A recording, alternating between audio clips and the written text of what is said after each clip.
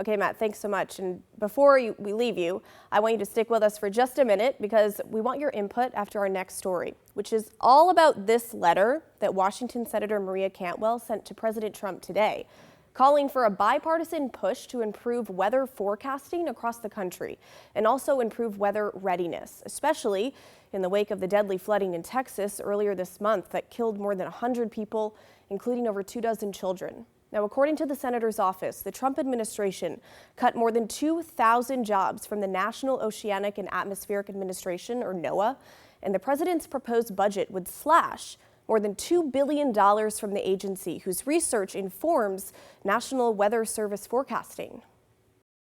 We know now that warmer temperatures are causing more precipitation, and it's causing storms to hold in a pattern, which means it's dropping an unbelievable amount of rainfall, which means it's causing unbelievable flooding.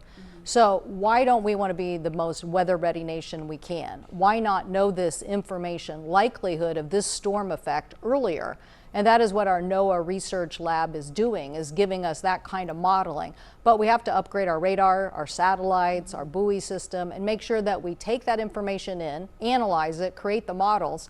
But their results already are showing you can give people hours and hours and hours of advance notice of this potential hazard instead of a few minutes.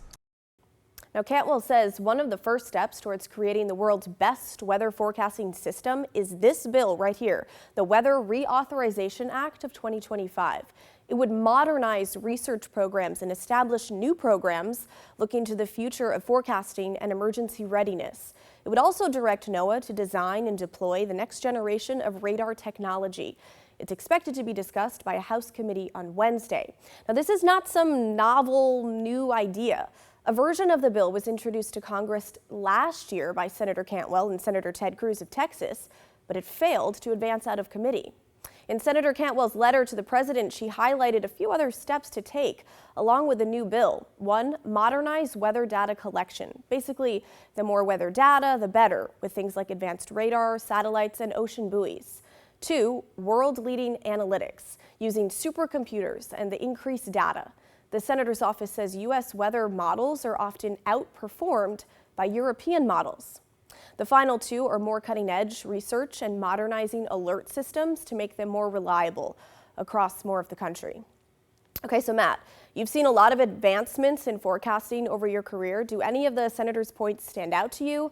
And are there any forecasting holes here in the Northwest? Yes and yes. A lot of what she said resonates with me. I'm gonna start with just the radar network that we have in the United States here. It's called NEXRAD, but these radars are actually called WSR-88D. That stands for Weather Service Radar. The 88 is for 1988, the year that this system began to be deployed. So think about that, Blair. That means our radar network is almost 40 years old. Wow. Okay, now there have been software upgrades and some hardware upgrades through the years, but it is getting up there. And then as far as the holes go, well, the biggest one in the lower 48 is right here in the Northwest. In fact, where you see white areas, that's where there's no radar coverage. So all of these three-letter codes, so that's the Portland radar, the Pendleton radar, the Medford radar, the radar on the Washington coast, which is relatively new and took an act of Congress to get. And there wasn't one there until about 2011. But look, these white areas in Central Oregon, zero radar coverage. The Central Coast, from about Newport